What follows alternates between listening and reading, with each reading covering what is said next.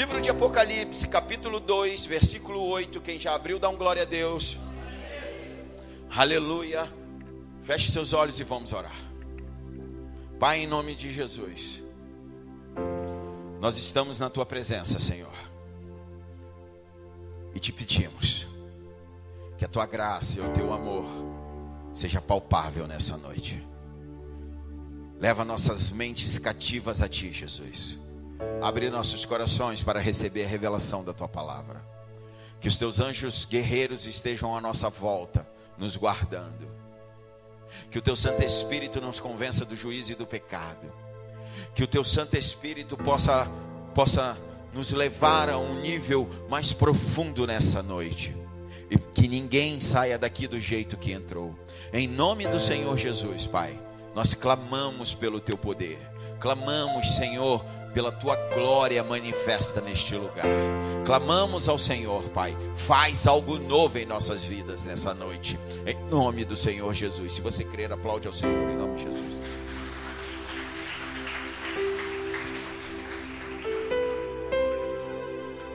Apocalipse capítulo 2, versículo 8 diz assim: ao anjo da igreja em Esmirna escreve. Isso quer dizer, Jesus Cristo escreve para o anjo da igreja. Quem é o anjo da igreja?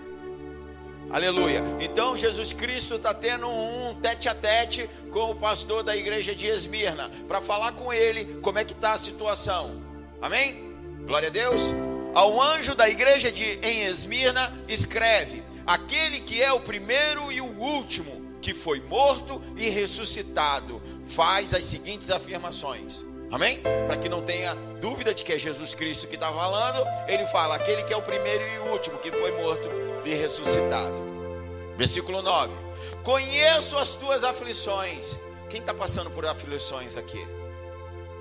O Senhor está dizendo que conhece as tuas aflições. A palavra do Senhor é eterna, amém? A palavra do Senhor foi para 2000 anos atrás, mas é para hoje também, amém? Então recebe sobre a tua vida, que o Senhor sabe das tuas aflições. Conheço as tuas aflições e a tua pobreza, contudo, tu és rico. Conheço a blasfêmia dos que se dizem judeus, mas não são. Pelo contrário, são sinagogas de Satanás. Não temas nada. Não temas nada do que estás prestes a sofrer. O que o Senhor está dizendo? Você vai sofrer, mas não temas o que você vai sofrer. Eis que o diabo está para lançar alguns de vós na prisão, a fim de que sejais provado, e sofrereis perseguições durante 10 dias. Sê fiel até a morte, e eu te darei a coroa da vida. Aleluia. Glória a Deus. Aquele que tem ouvidos. Quem é que tem ouvido aqui? Quem é que tem ouvido aqui? Quem é que tem ouvido aqui? Aleluia. Aquele que tem ouvido, compreenda o que o Espírito revela às igrejas. O vencedor. Então isso quer dizer que não são todos, amém? O vencedor de maneira alguma sofrerá a punição da segunda morte. Aleluia. E até aí, glória a Deus. A sequência do capítulo 2 fala da igreja de Pérgamo, e nós vamos falar dela na quinta-feira, se o Jonas não vier. Aleluia, glória a Deus. Se ele vier, nós falamos no domingo. Aleluia. Bom, quero começar te fazendo 2 perguntas que não é para você me responder, mas é para você pensar. Primeira pergunta é possível ser fiel até a morte?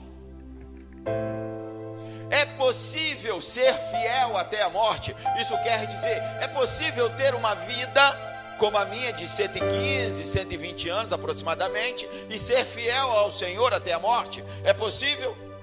É possível ter uma caminhada e no final falar como Paulo, né? Que cumpriu a carreira e guardou a fé. É possível ser fiel até o dia em que você morrer? Outra pergunta é possível ser fiel até na morte? É diferente. Porque a segunda pergunta está dizendo que é possível que você seja fiel ao ponto de morrer pelo nome de Jesus Cristo. Essa é uma realidade que nós não vivemos ainda. Ainda não vivemos. Mas essa carta revela que haverá sofrimento, que haverá perseguições sobre a igreja, e que o Senhor permite essa perseguição. Porque o sofrimento, presta atenção, o sofrimento, ele vai revelar quem é fiel e quem é conveniente. Existem pessoas dentro da igreja que são convenientes. É conveniente ser cristão. É status. É fazer parte de um grupo legal, gente boa. É fazer parte de uma galera que visualizando ela é uma galera honesta, que só quer fazer o bem. É conveniente. É conveniente fazer parte. Alguns vêm para a igreja para que a sociedade pense que ele é uma pessoa boa. Alguns vêm para a igreja atrás de namorada. Alguns vêm para a igreja atrás de namorado. Alguns vêm para a igreja atrás de consertar o seu casamento. Alguns vêm para a igreja atrás da prosperidade bíblica. Alguns vêm para a igreja porque sabe que se não vier vai para o inferno. Não sabe ele que com essa motivação ele vai para o inferno. E por isso que haverá mais perseguições. Aqui nessa carta, segundo capítulo de Apocalipse, a carta à igreja de Esmirna, aqui vemos uma igreja sofredora, uma igreja perseguida, uma igreja pobre, caluniada, aprisionada, enfrentando a própria morte. Mas engraçado ou interessante é que Jesus Cristo só faz elogios à igreja de Esmirna. Só tem elogios à igreja. Ao contrário do que foi a igreja de Éfeso, onde que o Senhor falou que ela fazia muito bem, que ela trabalhava muito bem, mas porém tenho contra ti, que você perdeu o primeiro amor. Arrepende-te. Amém? Glória a Deus. Você que não estava aqui na quinta, deu mole, perdeu. Tudo que Jesus diz nesta carta tem a ver com a cidade e com a igreja. A cidade é uma cidade rica, mas a igreja era uma igreja pobre. A cidade de Esmirna era rival, competia com a cidade de Éfeso. E se dizia na época que a cidade de Esmirna era a cidade mais bela da Ásia Menor. Era considerada o ornamento da coroa, a flor da Ásia. Uma cidade comercial, onde ficava próximo ao porto da Ásia. Era um lugar de realeza, coroado de torres. Tinha uma magnífica arquitetura e muitos templos, lindos templos, dedicados aos deuses pagãos, como Cibele, Zeus, Apolo, Afrodite e Esculápio. Deuses da antiguidade. Engano na cabeça daquele povo, que se faziam muitos templos. Hoje é a única cidade que ainda permanece. De todas as 7 cidades, das 7 igrejas do Apocalipse, a única cidade que ainda existe é a cidade que hoje tem o nome de Izmir, na Turquia, aproximadamente 250 mil habitantes. Todas as outras cidades acabaram. Então é uma igreja que enfrenta a morte numa cidade que já havia morrido e ressuscitado. Tudo na carta tem os seus sentidos, e nós precisamos pegar para nós hoje, nos dias de hoje. Esmirna havia sido fundada por uma colônia grega. Era uma colônia da Grécia, e foi fundada 1000 anos antes de Cristo. No ano 600 antes de Cristo, os índios invadiram e destruíram por completo, tacaram fogo, passaram o cerol geral, não ficou ninguém, morreu todo mundo. Só que no ano 200 antes de Cristo, Lisimaco, o nome do sujeito, bom nome para você botar no seu filho, Ninguém quer botar nome no filho, né? Vamos lá. Esse cara, desse nome difícil, ele reconstruiu a cidade como a cidade mais bela da Ásia Menor. Linda a cidade, rica a cidade. Então, quando Cristo diz para a igreja: estiveste morto, mas agora está vivo, o pessoal, os moradores da cidade de Esmirna, sabiam o que Jesus Cristo estava falando. A cidade estava morta e reviveu. É uma igreja fiel, presta atenção, é uma igreja fiel numa cidade que era fiel a Roma. A cidade era fiel a Roma. Roma era o império do momento, era o império que estava dominando o mundo. Esmirna, então, a igreja de Esmirna, os habitantes da cidade de Esmirna, sabia bem o que era fidelidade. De todas as cidades orientais, de todas as cidades daquele local, a cidade de Esmirna era a cidade mais fiel a Roma. Muito antes de Roma dominar o mundo, a cidade de Esmirna já era fiel a Roma. Cícero, o imperador, dizia que Esmirna era a aliada mais antiga de Roma. Quer dizer, logo no começo a cidade já se achegou a Roma, já fazia com que os planos de Roma se concretizassem. No ano de 195 a.C., Esmirna foi a primeira cidade a erguer um templo à deusa Roma. Você sabia que existia uma deusa chamada Roma? É a mesma deusa dos Efésios, a Diana dos Efésios. Deusas que querem tirar a adoração do Pai e se chamando de rainha, trazendo o título de rainha dos céus. Deixa eu te falar uma coisa: para ser rainha tem que casar com o rei, e o rei só tem uma esposa, a igreja. A esposa do Senhor é a igreja. Amém? Glória a Deus. Depois nós vamos falar mais sobre isso. No ano 26 depois de Cristo, quando a cidade da Ásia Menor competia pelo privilégio de construir um templo para o imperador Tibério, Esmirna ganhou de Éfeso esse direito. Esmirna era uma boa cidade, uma grande cidade. E para essa igreja, nessa cidade, Jesus Cristo fala para ela: ser fiel até a morte. Ser fiel até a morte. Agora, entenda por que ele fala que vai dar uma coroa da vida. Ser fiel até a morte, te darei uma coroa da vida. Na cidade de Esmirna havia jogos olímpicos.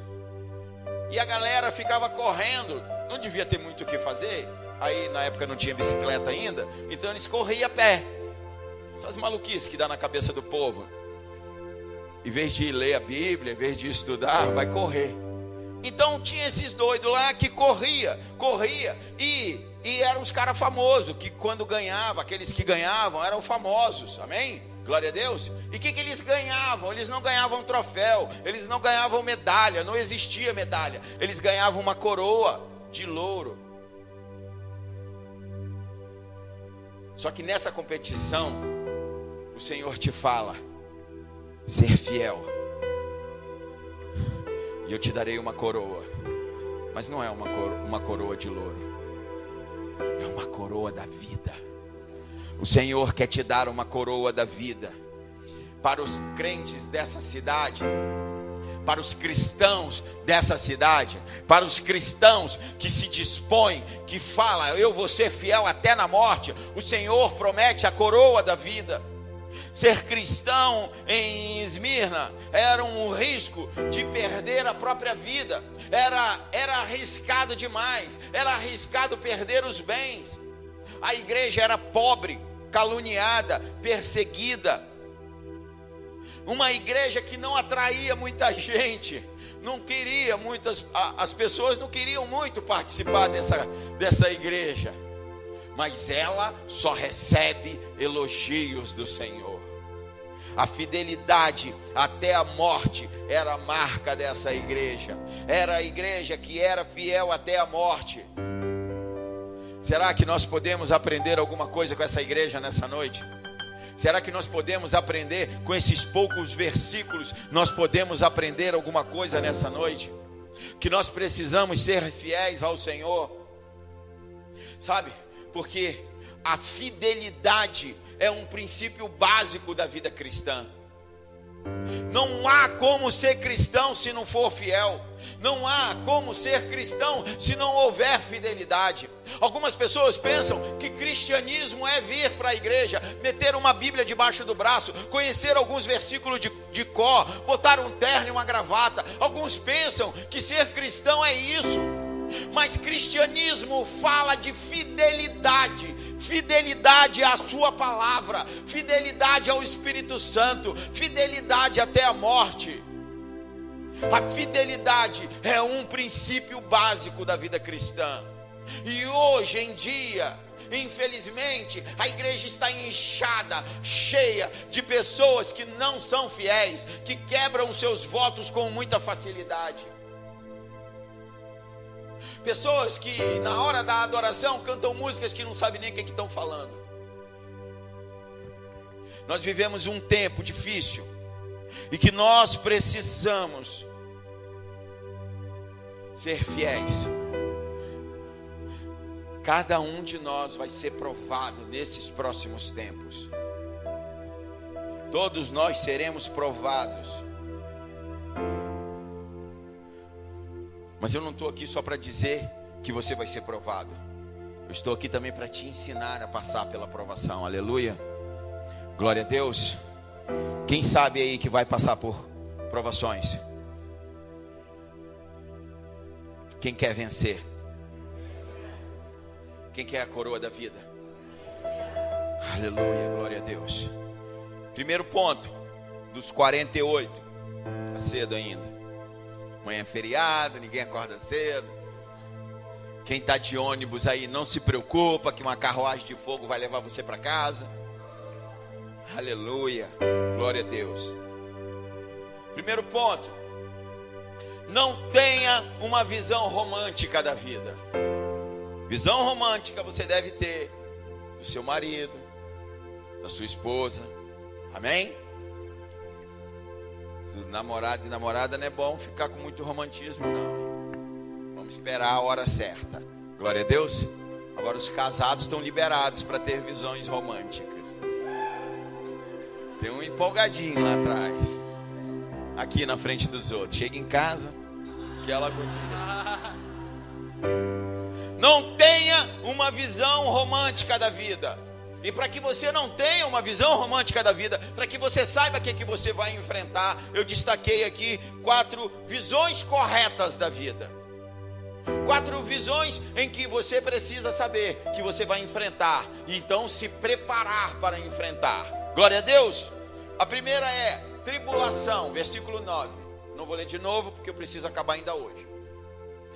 Tribulação. O que é a tribulação? Tribulação é a ideia de um aperto, é a ideia de um sufoco, é a ideia de um esmagamento.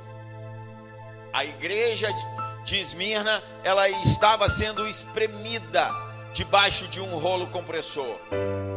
O que é a tribulação? A tribulação é a pressão dos acontecimentos, é a pressão do que estava acontecendo. As circunstâncias provocavam para que a igreja abandonasse sua fé. As circunstâncias da vida vão querer que vão te fazer você abandonar a fé. Muitas coisas vão acontecer. Sabe, os crentes de Esmirna, os cristãos daquela cidade, daquela igreja, eles estavam sendo atacados e mortos. Eles estavam sendo forçados a adorar o imperador como Deus.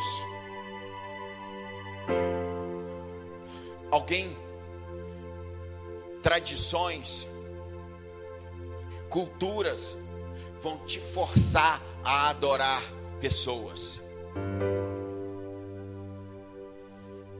mas só tem um que é digno de adoração: Jesus Cristo de Nazaré. Só Jesus Cristo é digno de adoração. Só Jesus Cristo. Só que a igreja de Esmirna sabia o que era isso, porque a galera lá pegou 1.200 cristãos, levaram para cima de um morro chamado Pagos e jogou todo mundo de lá. Matou 1.200 de uma vez só. Ou adora o imperador, ou se rende à adoração ao imperador, ou morre. Quer dizer, nos dias de hoje, ou nega Jesus Cristo, ou morre. Ser fiel até a morte. Não satisfeito com isso, foram na cidade e buscaram mais 800.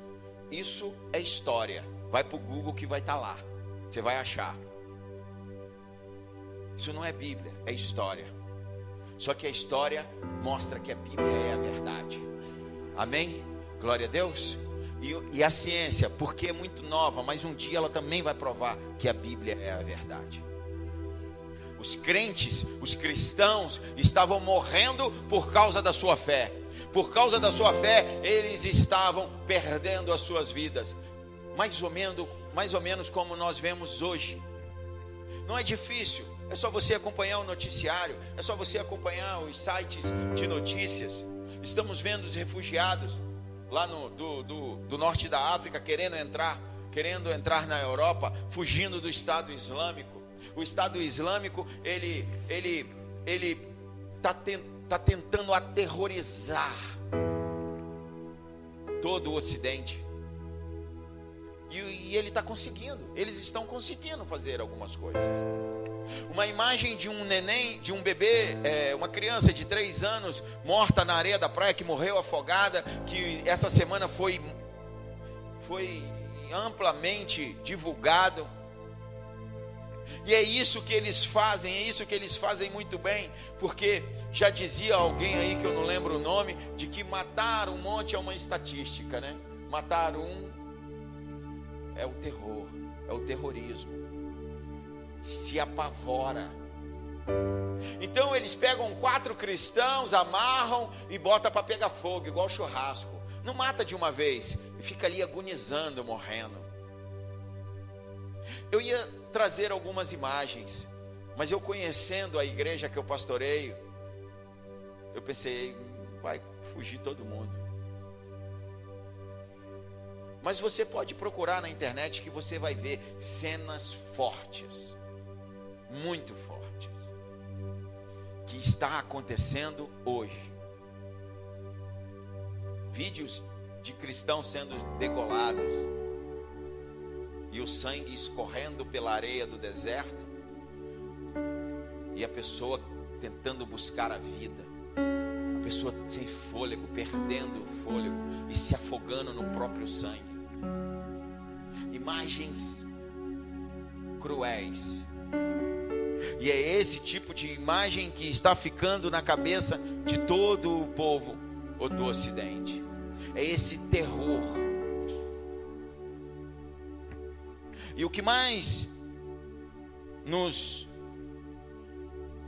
traz a certeza de que isso vai chegar aqui, vai chegar no Brasil, é saber que o comunismo, o socialismo, está tudo envolvido nisso.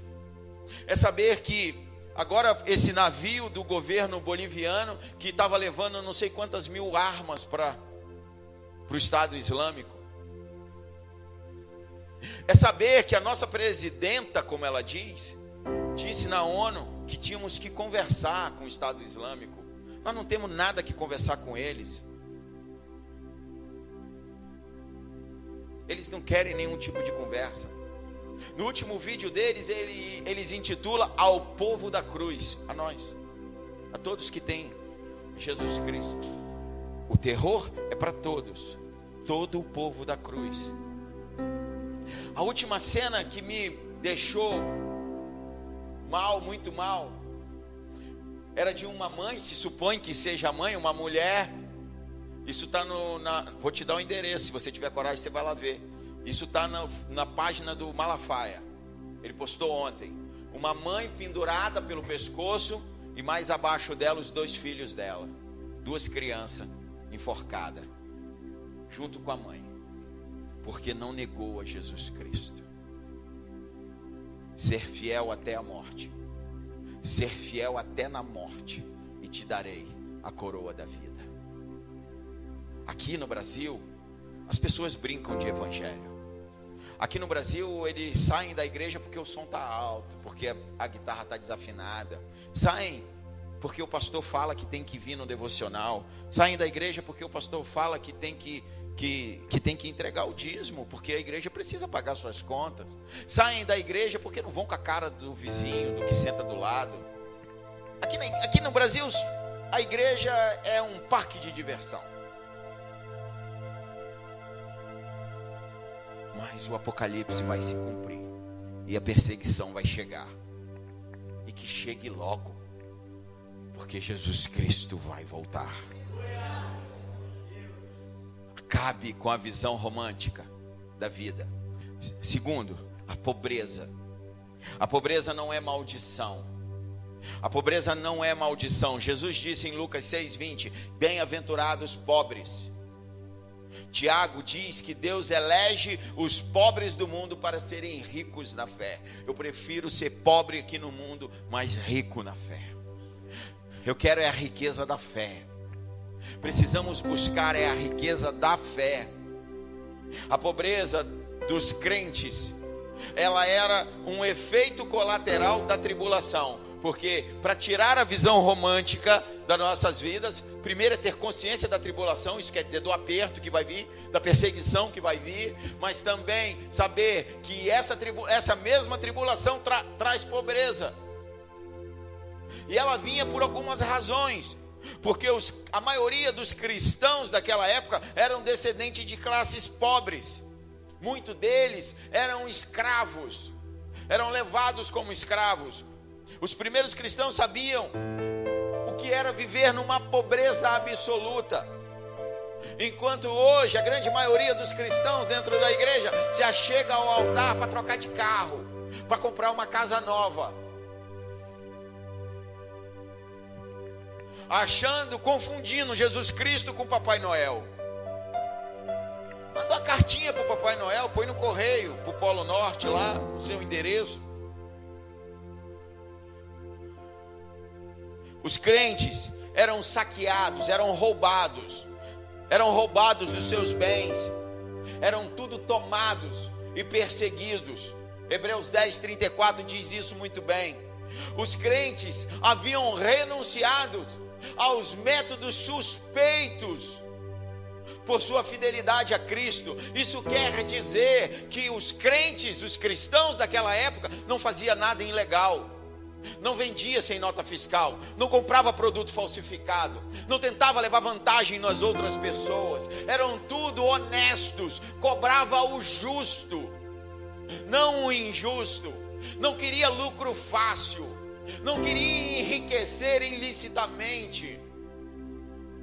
Esses eram os cristãos da época. Perderam os lucros fáceis. No momento em que se recebiam Jesus Cristo, passavam a ser homens e mulheres honestos, aonde só faziam o que era certo. Terceiro ponto para você perder o romantismo da vida: a difamação. Você vai ser difamado. Escolhe uma pessoa bem bonita do teu lado e fala para ela: você vai ser difamado. Os judeus, deixa eu te explicar o que representa os judeus aqui. O que os judeus são? Povo de Deus, amém? Glória a Deus, aleluia. Então, qualquer um que se diz povo de Deus é o que está representando como judeu aqui. Então, os judeus, quer dizer, aquele povo que se diz que é de Deus, espalhava falsos rumores sobre os cristãos, e as mentes estavam sendo envenenadas, como a Veja fez, que vai sair amanhã é feriado, vai sair na terça, eu acho, ou saiu no sábado. Quem viu já? Uma capa preta, onde ela diz: Deus é bom e fez todas as coisas boas. Então, da onde vem o mal?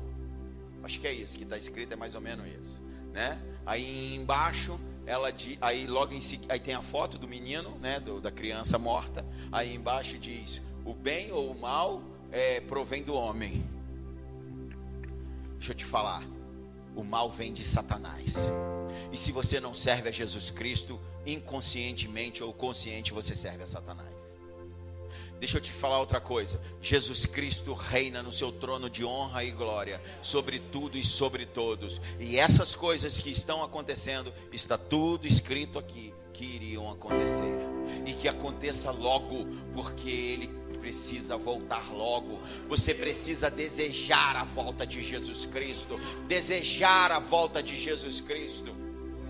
As mentes vão ser envenenadas. Agora vai ter um monte de gente que vai pela conversa dos outros, que vai falar, é a Veja que está falando. E é isso mesmo.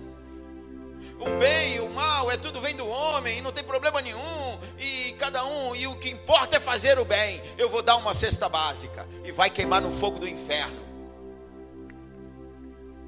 Você precisa reconhecer na tua vida, que Jesus Cristo é o Senhor, e que o diabo é o acusador, ele é o pai da mentira.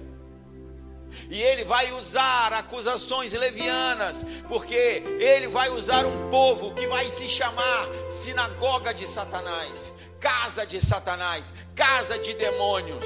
Havia uma forte influência na comunidade judaica em Esmirna. O povo judeu, a comunidade judaica naquela cidade era muito forte, como é hoje. Muitos se dizem filhos de Deus e não conhecem a sua palavra, e não conhecem Jesus Cristo, e prestam cultos a deuses pagãos. Eles não eram apenas crentes perseguidos, mas eles não apenas estavam perseguindo os cristãos, mas eles estavam influenciando o governo a perseguir os cristãos, que era os romanos na época.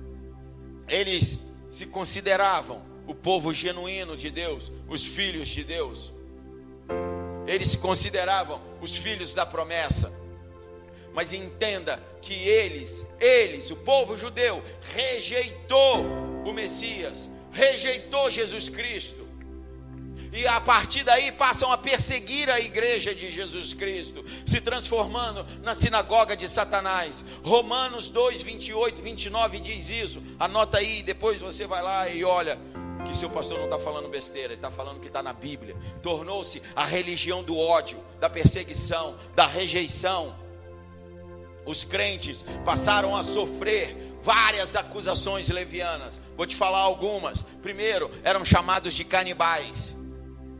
Os crentes de Esmirna eram chamados de canibais, porque celebravam a ceia, que o pão e o vinho simbolizavam o corpo e o sangue de Jesus Cristo.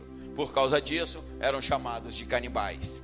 Eram chamados de divisores de família, uma vez que a pessoa que se converte, ela deixa as práticas mundanas, ela para de participar daquele ciclo vicioso de drogas, de bebidas, de prostituição e pornografia, porque ele se santifica, porque ele não participa mais dos banquetes do mundo. Então ele dividia as famílias. Mas Jesus Cristo diz: eu vim trazer a espada e não a paz.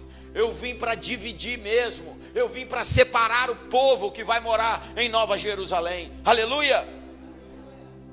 Acusavam os crentes de Esmirna de ateísmo,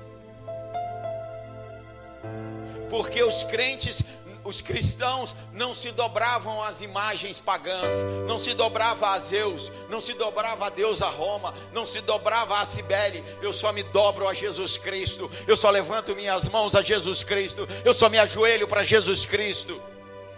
Acusavam os cristãos de deslealdade e de revolucionários, por negarem que César era o seu Senhor. Não é o Senhor. César não é o Senhor. Só temos um Senhor, Jesus Cristo. E por causa disso, muitos iam para a prisão. Você está preparado para ir para a prisão?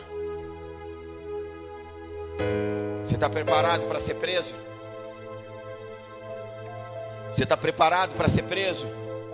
Alguns cristãos de Esmirna estavam enfrentando a prisão. Agora deixa eu te falar, uma coisa é subir para o Monte Pagos e ser empurrado lá de cima e morrer na hora. Uma coisa é passarem uma corda no teu pescoço e te enforcarem. Uma coisa é passarem uma faca na tua garganta e te matarem. Uma coisa é jogarem você no fogo e te queimarem. A outra coisa é ir para a prisão, porque na prisão você morre aos poucos, agonizando. Os que iam para a prisão iam morrer.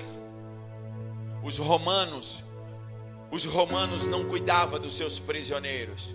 Então aqueles que foram presos iam morrer de fome, iam morrer de pestilência. Isso quer dizer de algum vírus, de alguma doença contagiosa, de lepra. Aqueles crentes estavam prestes a serem levados a uma banca de teste. Isso quer dizer, vem as autoridades e aqui, nega Jesus Cristo. Se nega, pode viver tua vida em paz. Se não nega, vai preso. Eles vão testar a tua fidelidade. Eles vão testar a tua fidelidade.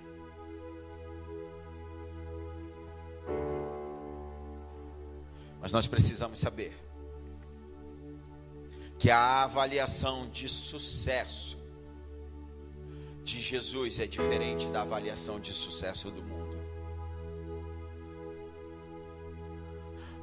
Amanhã podem olhar para você e acharem que você não é nada e não é ninguém, não tem nada e perdeu tudo.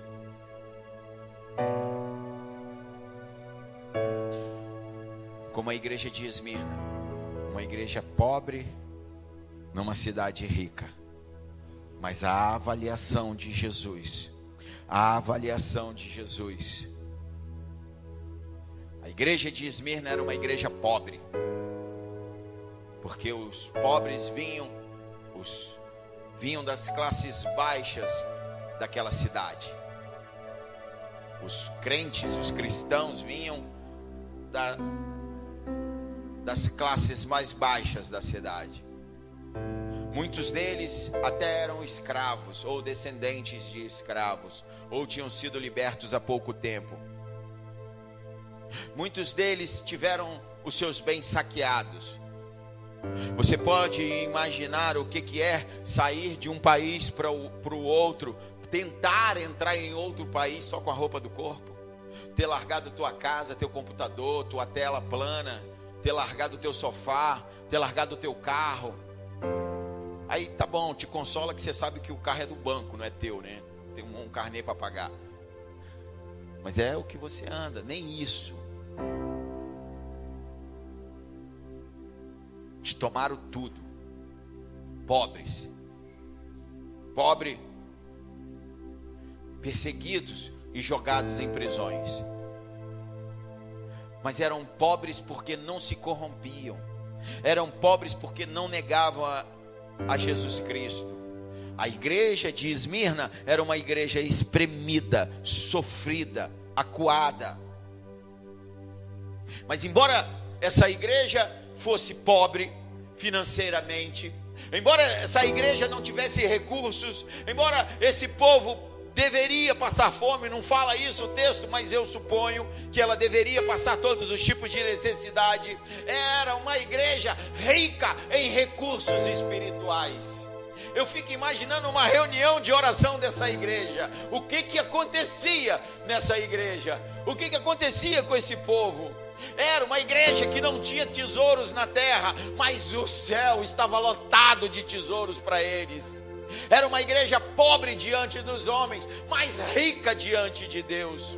A riqueza de uma igreja não está na sua conta bancária, ela não está na sua beleza, ela não está nos seus móveis, na sua decoração, na projeção social dos seus membros.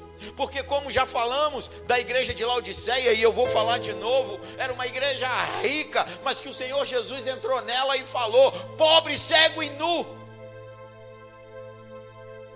A igreja de Filadélfia tinha pouca força, mas Jesus colocou diante dela uma porta. A igreja de Esmirna era pobre aos olhos do povo, mas rica aos olhos de Jesus Cristo.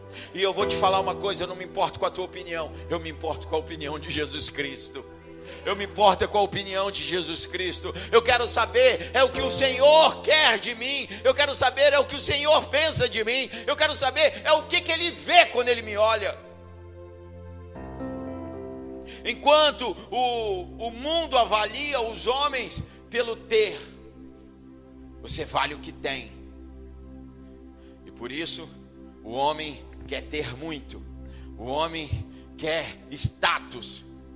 O homem quer ter o que não pode ter. Paga por coisas que não precisa ter, só para aparecer. Jesus Cristo avalia o homem pelo ser. Jesus Cristo avalia o homem pelo ser. Jesus Cristo te olha e vê quem você é e não o que você tem. O que importa para nós é ser rico para Deus.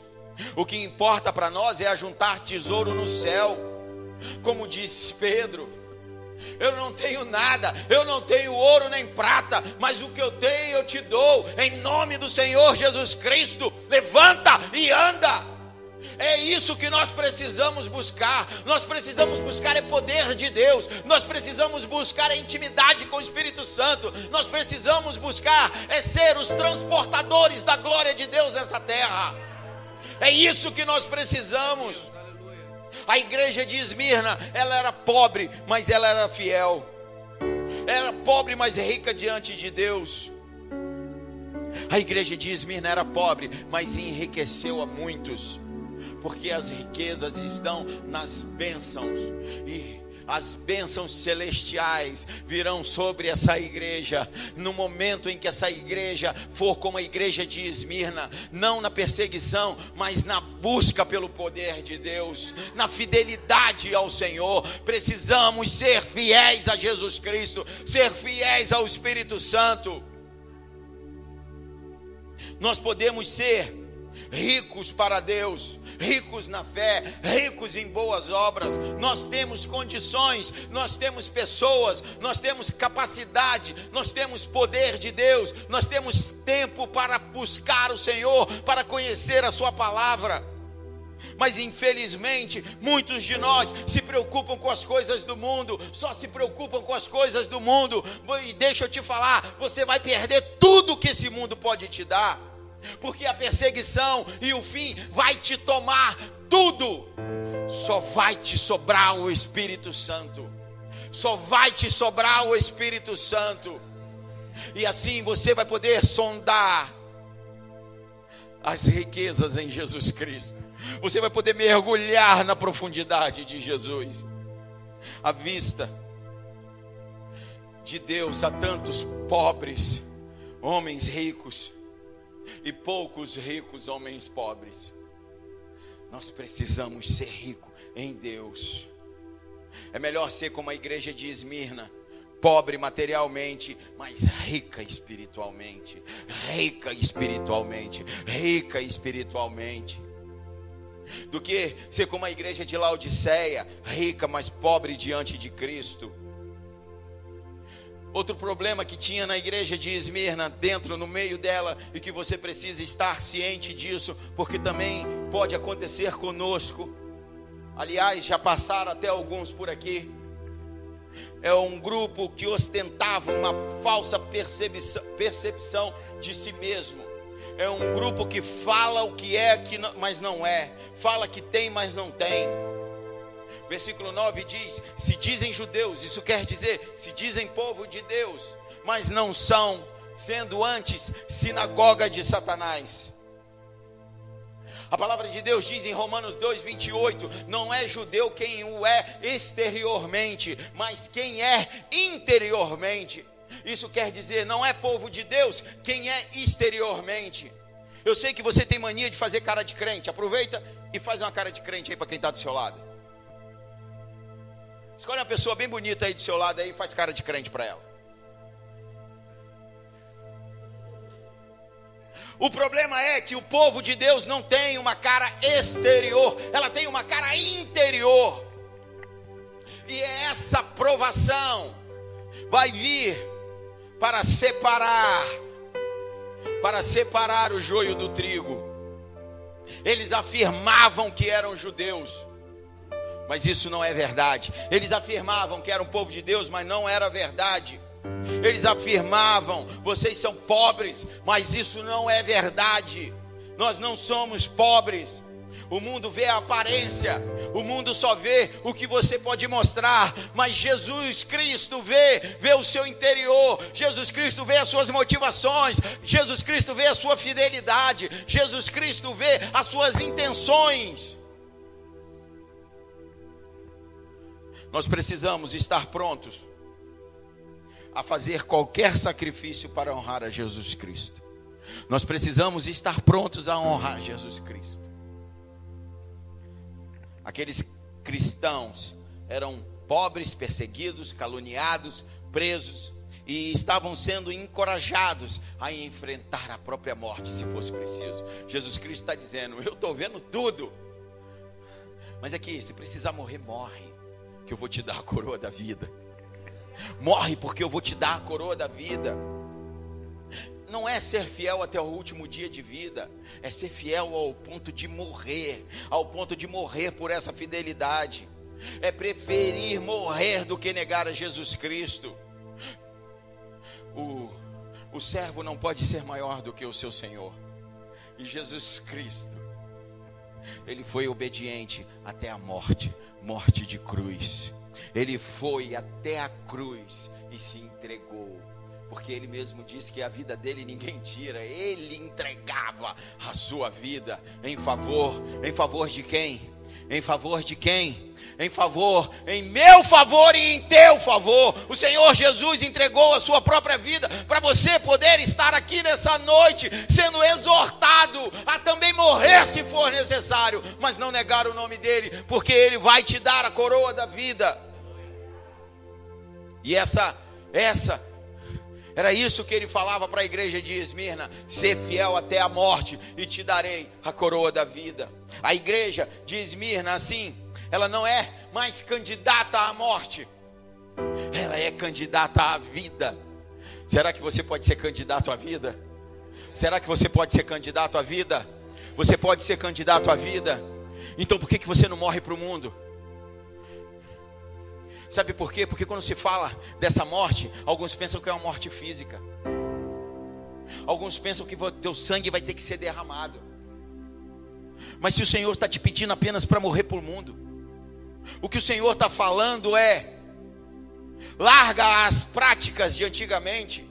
O que o Senhor está falando é: se rende e vive para o Senhor, vive para o reino de Deus. Amai ao Senhor sobre todas as coisas e amai ao próximo como a ti mesmo. Por que você insiste em ter uma vida? Por que você insiste em fazer planos e não colocar Jesus Cristo nos teus planos? Por que você desiste ou insiste em ter um dia inteiro sem participar, sem a participação de Jesus Cristo? Quando eu vejo pessoas falando: eu estou cansado de ir para a igreja. Então vai se cansar no mundo. Não há como herdar a coroa da vida se você não faz parte da igreja. Eu não estou falando da igreja Bola de Neve, eu estou falando da igreja de Jesus Cristo. Ache uma igreja fiel ao Senhor, fiel à palavra. Entre nela e participe dela e entregue a tua vida ao Senhor. É isso que o Senhor está pedindo. A igreja de Esmirna é candidato à vida. Tem alguém aqui candidato à vida? A cidade de Esmirna era fiel a Deus, a Roma. E os cristãos da época são chamados a serem fiéis a Jesus Cristo. Vivemos num mundo idólatra, num país idólatra, numa cidade idólatra. Mas o Senhor Jesus Cristo te chama a ser fiel a Ele até a morte. A cidade de Esmirna tinha a pretensão de ser a primeira da Ásia Menor, mas Jesus Cristo entra nela e diz: eu sou o primeiro. Você está querendo ser a primeira? Eu sou o primeiro. Nada é por acaso na palavra de Deus. Todas as vírgulas, todos os pontos são para hoje, para os nossos dias. O Senhor está dizendo, essa cidade está achando que pode ser primeiro em alguma coisa. Eu sou o primeiro. Você só vai ser o primeiro em alguma coisa através da minha vida, através do meu sangue. Somos chamados a ser fiéis até as últimas consequências, mesmo num contexto de hostilidade, de perseguição. Essa igreja teve um pastor chamado Policarpo, discípulo de João. Aprendeu tudo com João. João que teve a visão. João, o apóstolo. João que deitava no colo de Jesus. Policarpo, no dia 25 de fevereiro de 155 depois de Cristo, lógico, foi apanhado, arrastado para uma arena, e lá nessa arena tentaram intimidar ele, colocando leões perto dele, leões com fome, babando para pegar ele. Ameaçaram ele com tochas, ameaçaram ele com fogo, e ele respondeu ao procônsul: vocês me ameaçam com fogo que pode queimar apenas por alguns instantes, mas eu respeito o fogo do juízo vindouro, do castigo eterno reservado para vocês. E por que vocês demoram tanto? Por que vocês demoram tanto? Façam logo o que querem fazer. Será que você vai ter essa coragem? Será que eu vou ter essa coragem? Façam logo o que querem fazer. Tentaram fazê-lo blasfemar contra Jesus, e ele respondeu: eu sirvo a Jesus Cristo há 86 anos e Ele sempre me fez o bem. Como posso eu blasfemar contra o meu Senhor? Como posso eu blasfemar contra o meu Senhor, contra o meu Salvador?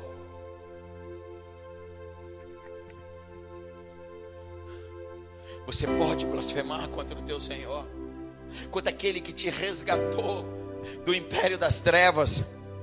Você pode blasfemar contra o teu Senhor, contra aquele que te libertou da prostituição, te libertou das drogas, te libertou do inferno,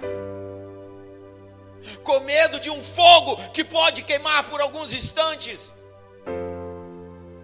Como que diante de tanto poder, de tanto amor, você ainda consegue entrar num site pornográfico, você consegue adulterar, você consegue ainda roubar as pessoas, fazendo como as sinagogas de Satanás, se falando que é um povo de Deus, usando uma máscara para tirar proveito nessa terra. E aquele povo pegou Policarpo e jogou ele numa pira, e ele morreu agradecendo ao Senhor por morrer pelo nome dele. Será que na hora você vai fazer isso? Será que você tem coragem? Será que você tem coragem de se permitir ser entregue às feras, ao fogo, à espada, pelo nome de Jesus? Esse é o tempo que nós estamos vivendo. É o tempo da perseguição. É a última hora, a trombeta vai tocar. Hoje, Jesus Cristo espera do seu povo fidelidade. Fidelidade é no testemunho, na sua vida, nas suas escolhas, nas suas decisões, nos seus relacionamentos. O Senhor espera fidelidade na família, fidelidade nos negócios, fidelidade à igreja, à fé, à igreja de Jesus Cristo, fidelidade à palavra de Deus. As pessoas ficam tentando, eu quero entender a palavra. Para eu acreditar eu preciso entender. Deixa eu te explicar mais uma vez, que eu estou cansado de falar isso. primeiro você tem a informação, depois de ter a informação, você tem que crer na informação, para depois entender. Você só vai entender depois que você tiver fé. Essa é a verdade, nada mais é a verdade. Só o que está escrito na palavra de Deus é a verdade. Tudo que está fora da palavra de Deus é digno de contestação, mas o que está na palavra de Deus é a verdade. E a partir dessa decisão, é a verdade. Aí você vai começar a entender, começar a ter revelação da palavra. Você vai começar a entender os mistérios. Aí o Espírito Santo vai te levar na profundidade. Não venda os seus sonhos, os sonhos que o Senhor colocou em você, por dinheiro, como Judas. Não troque o seu Senhor por um prato de lentilha, como Esaú. Não venda a sua consciência por uma barra de ouro, como Acã. Seja fiel a Jesus Cristo. Ainda que lhe custe o seu namoro, ainda que lhe custe o seu emprego, ainda que lhe custe o seu sucesso, ainda que lhe custe o seu casamento, ainda que lhe custe a sua vida, seja fiel a Jesus Cristo. Jesus diz que aqueles que são perseguidos por amor a Ele são bem-aventurados. Mateus 5, capítulo 5, versículo 10. Aqueles que são perseguidos pelo meu nome são bem-aventurados. Isso quer dizer felizes. Felizes aqueles que são perseguidos pelo meu nome. Aleluia. O mundo vai te perseguir.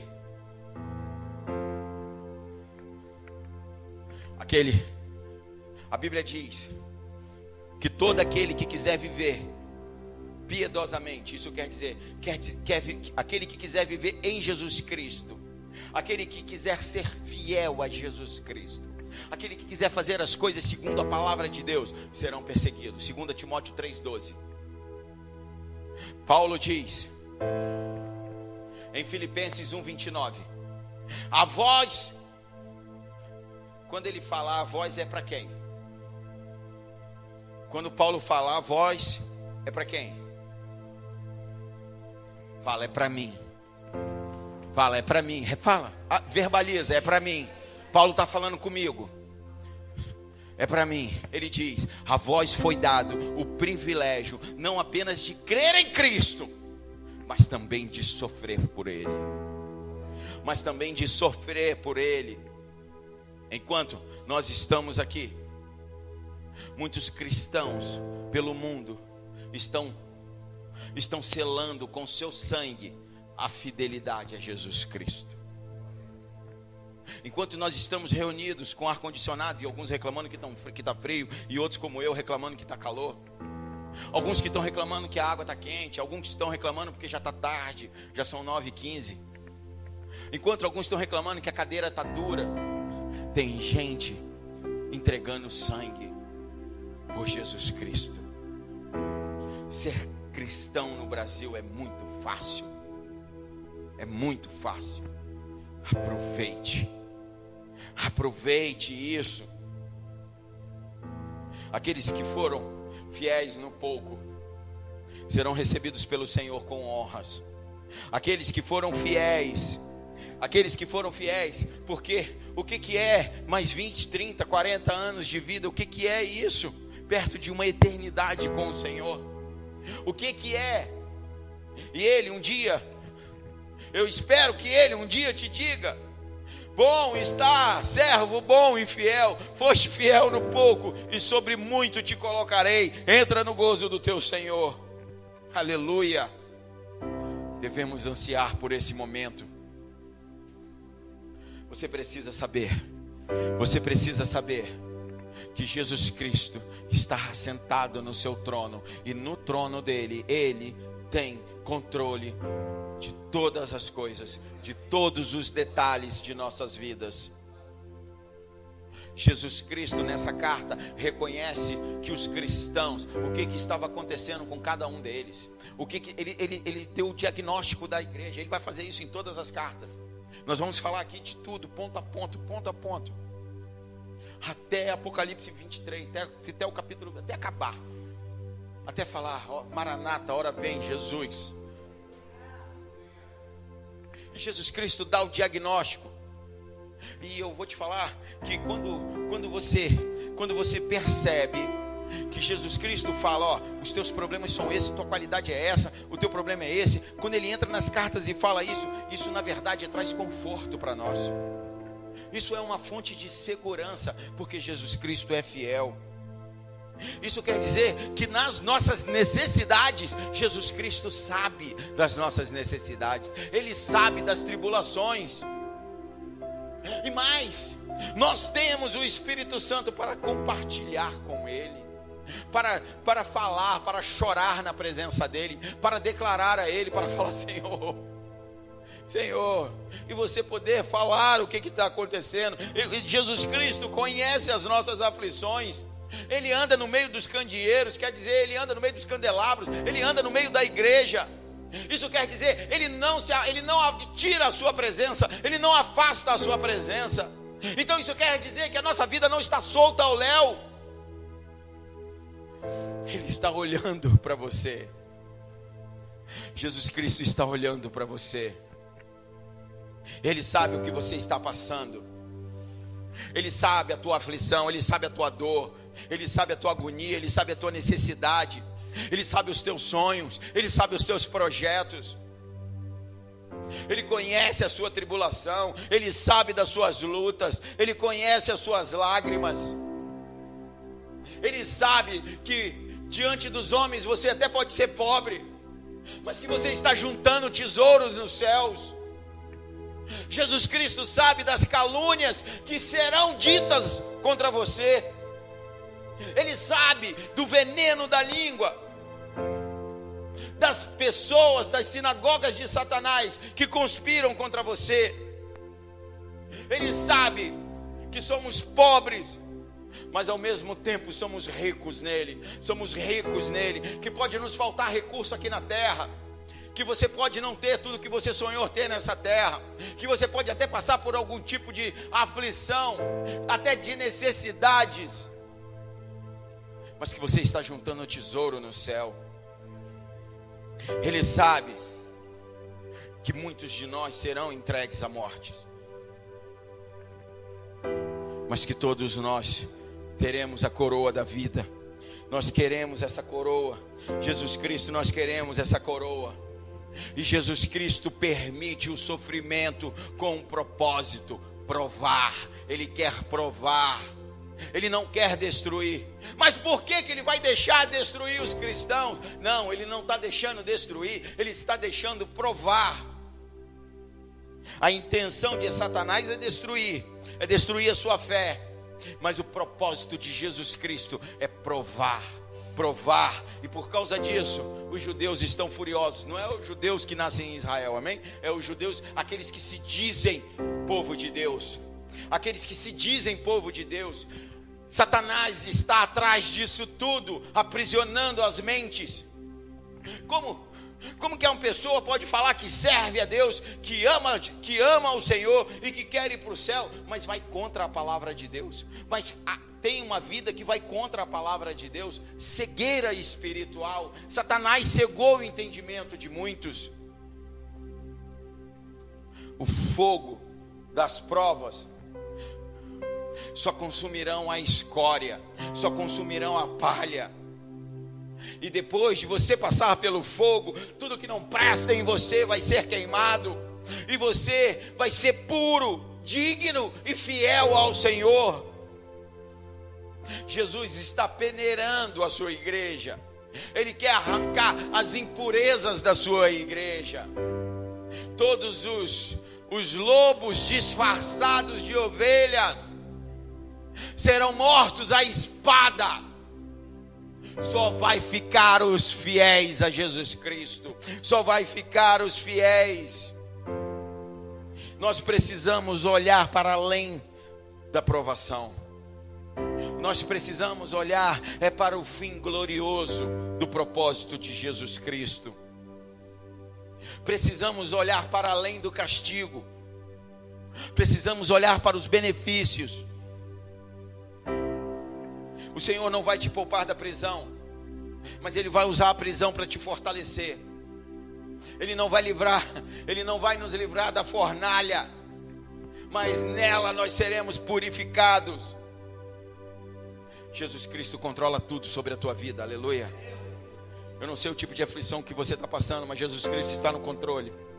Eu não sei o que te espera nos próximos tempos, mas Jesus Cristo está no controle.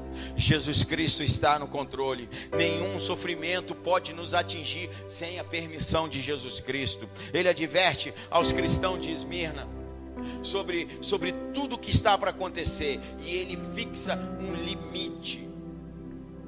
Jesus sabe quem está por trás de todo ataque à vida. E que Satanás, ele não pode ir além do limite que Jesus estabelece. Isso quer dizer, a prisão será breve. Jesus diz, não temas as coisas que tens de sofrer.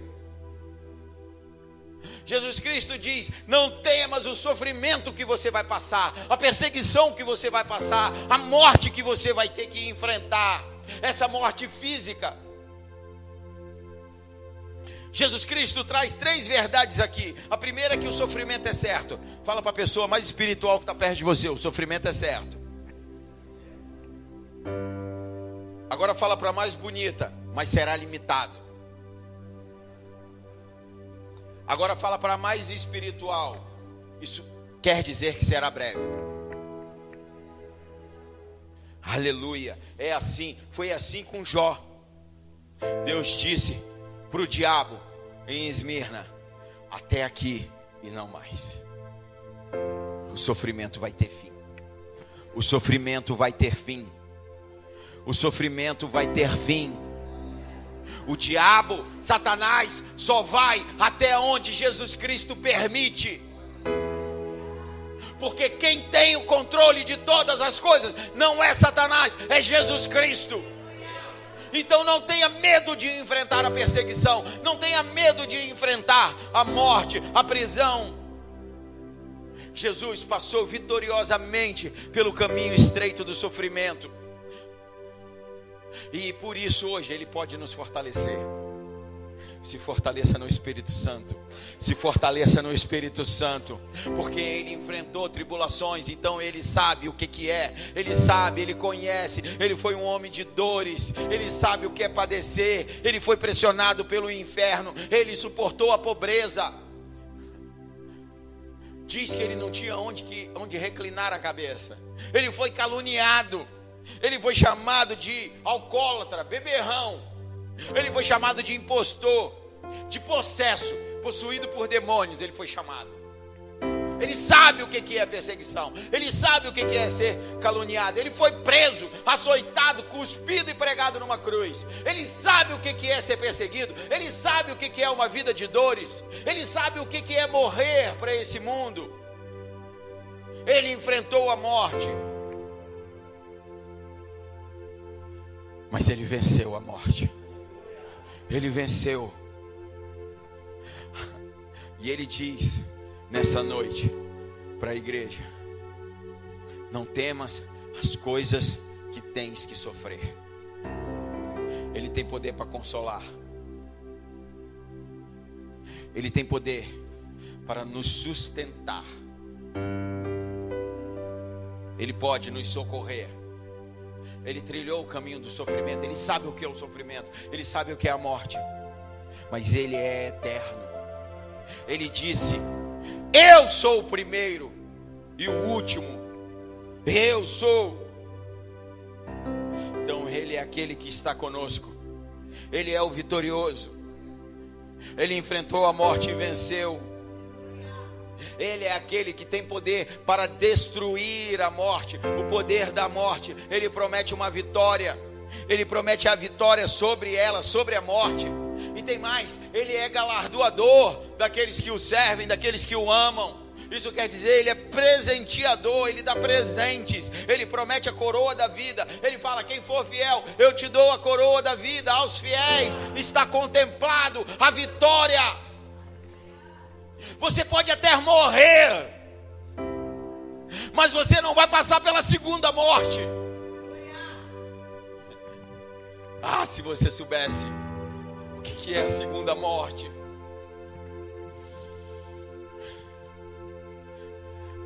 Ele quer dar a coroa da vida. Ele quer te dar a coroa da vida. Ele quer te dar a coroa da vida. Ele quer te entregar a coroa da vida. Ele está dando as regras do jogo, ó. Joga assim, ó. Estou te ensinando o caminho, olha aqui, ó. Faz assim, ó. E olha o prêmio. O prêmio é uma eternidade comigo. E você preocupado com alguns anos aqui, com alguns prazeres de segundos, de minutos, alguns minutos. Feche teus olhos se você puder. Ah, Senhor. Senhor, nós te adoramos, Senhor. Nós te adoramos, Senhor.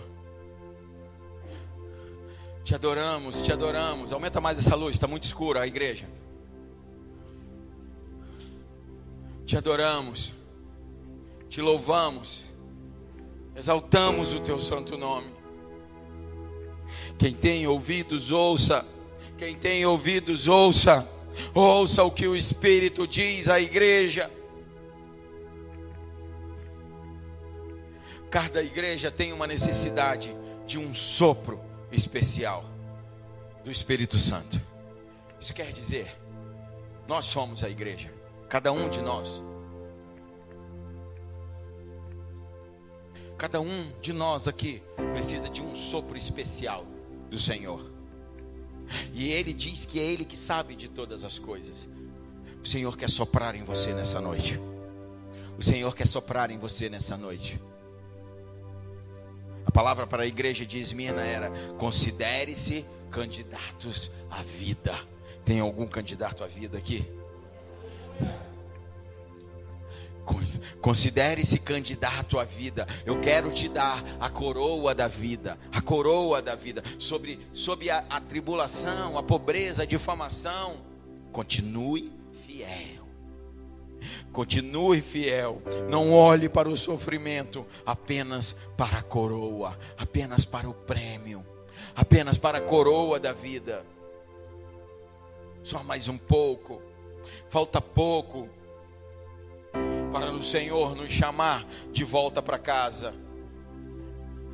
Vinde, benditos de meu Pai. Entre na posse do reino. Aqui não tem mais morte. Aqui não tem mais pranto. Aqui não tem mais luta. Aqui não tem mais dor. O vencedor não sofrerá a segunda morte. Podemos até enfrentar a primeira. Podemos até sermos mortos numa fogueira, empurrados de um penhasco, mortos à espada, presos, com fome e doente. Mas do inferno, que é a segunda morte, nós não entraremos. Nós entraremos pelos portões de Nova Jerusalém. Nós entraremos pelos portões de Nova Jerusalém e receberemos a coroa da vida.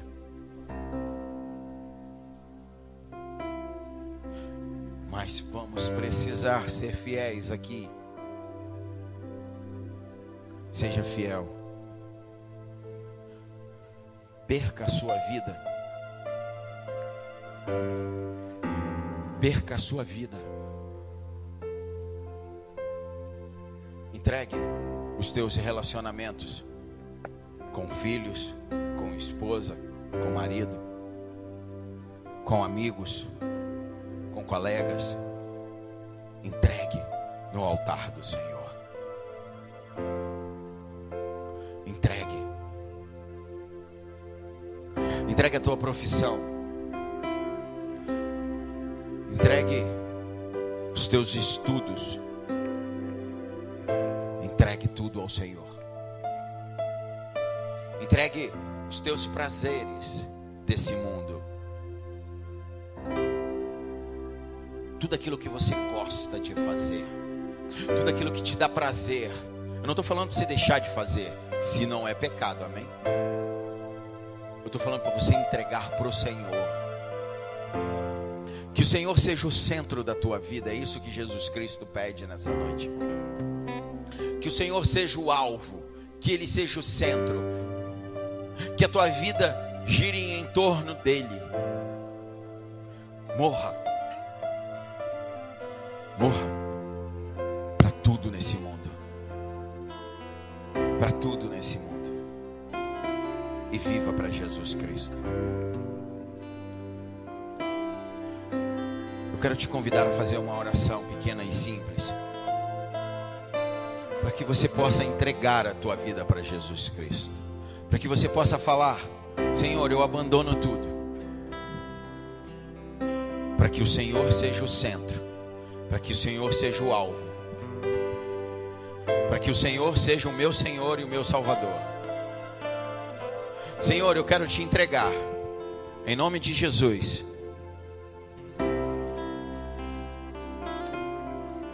Essa é a última vez que isso acontece. Eu não quero que ninguém saia por aquela porta.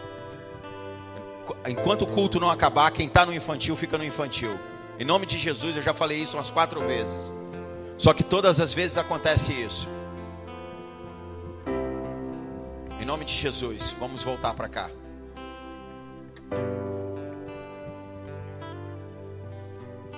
Santo é o teu nome, Senhor. Santo é o teu nome, Senhor. Santo é o teu nome, Senhor. Santo é o teu nome, Senhor. Nós te pedimos misericórdia pela nossa falta de reverência e de responsabilidade, porque levamos as coisas de qualquer maneira, Senhor. Porque dentro da tua casa nós perdemos a noção do que é o Senhor no meio de nós. Nós perdemos a noção do que é o Senhor no meio da congregação. Nós perdemos esse impacto e tratamos a tua presença de qualquer jeito, com todo tipo de falta de respeito. Te pedimos misericórdia, Senhor, em nome de Jesus. Que o teu Santo Espírito possa, Pai, com liberdade agir neste lugar, em nome de Jesus. Em nome de Jesus. Que os líderes dessa casa se levante das cadeiras e tome cada um o seu lugar. Que os líderes dessa casa, Senhor, tome a consciência da responsabilidade que cada um tem. Em nome do Senhor Jesus, que eles andem na frente, Senhor, desse povo, ensinando como que deve se comportar, como que se comporta, que há liberdade neste lugar, Senhor, que há liberdade para te adorar, mas com todo o respeito e reverência à tua presença, Senhor. Em nome do Senhor Jesus, que aqueles que estão prostrados nessas cadeiras, Senhor, achando que estão passando férias na tua casa, Senhor, que sejam sacudidos pelo teu Espírito e que possam, Senhor, tomar e cumprir a vocação deles. Que possam cada um, Senhor, assumir a sua responsabilidade, a responsabilidade que o Senhor deu para cada um, em nome do Senhor Jesus. Em nome do Senhor Jesus. Em nome do Senhor Jesus. Eu te louvo e te agradeço, Pai, pela tua presença, e te peço, Senhor, que a tua misericórdia, que o teu poder venha sobre nossas vidas. Pai, há pessoas aqui que querem se reconciliar contigo. Há pessoas aqui, Senhor, que querem se render ao teu poder e ao teu amor. Por isso eu te peço, Senhor, ouve a nossa oração. Inclina os teus ouvidos e ouça a nossa voz. Inclina os teus ouvidos, em nome do Senhor Jesus. Em nome do Senhor Jesus, Pai. Em nome do Senhor Jesus, vem sobre nossas vidas. Se você deseja se reconciliar com o Senhor, se você deseja entregar a tua vida para Jesus Cristo, faz uma oração comigo. Senhor Jesus, Senhor Jesus, nessa noite eu decidi, por livre e espontânea vontade, eu abro mão, Senhor, da minha vida, se necessário for, pelo teu nome, eu entrego a minha vida, fisicamente, para receber para te receber a tua vida, a tua vida, a tua vida espiritual, Senhor. a tua vida espiritual, Eu Senhor. desejo, Senhor, Eu desejo, Senhor, a coroa da vida. a coroa da vida. Em nome do Senhor Jesus, Em Pai. nome do Senhor Jesus. Escreve o meu nome Escreve o meu no nome livro da vida. no livro da vida. Perdoa os meus pecados. Perdoa os meus pecados. Perdoa os meus muitos pecados, Perdoa Senhor. os meus muitos pecados. Em nome de Jesus, Em nome aleluia. de Jesus. Aleluia, glória a Deus, glória a Deus, glória a Deus. Se você deseja fazer parte dessa casa, desse lugar, deseja acompanhamento, se você deseja participar de uma célula e ser aconselhado, e ser conduzido, e ser ensinado na palavra de Deus, deixa o teu nome lá atrás, que nós teremos prazer em ver o Senhor agindo na tua vida. Em nome de Jesus, Pai. Em nome de Jesus. Agora, se você nessa noite entendeu que não importa em que circunstâncias você viva, que tipo de necessidades você passe, que tipo de perseguição ou de aflição, que seja tudo para Jesus Cristo ser exaltado. Que seja tudo para Jesus Cristo ser exaltado. Se você entendeu nessa noite que todo sacrifício vale a pena por Jesus, que toda entrega vale a pena por Jesus, fica de pé no teu lugar e adore ao Senhor. Faça a tua oração de reconciliação ao Senhor. Em nome de Jesus Cristo, adore ao Senhor. Não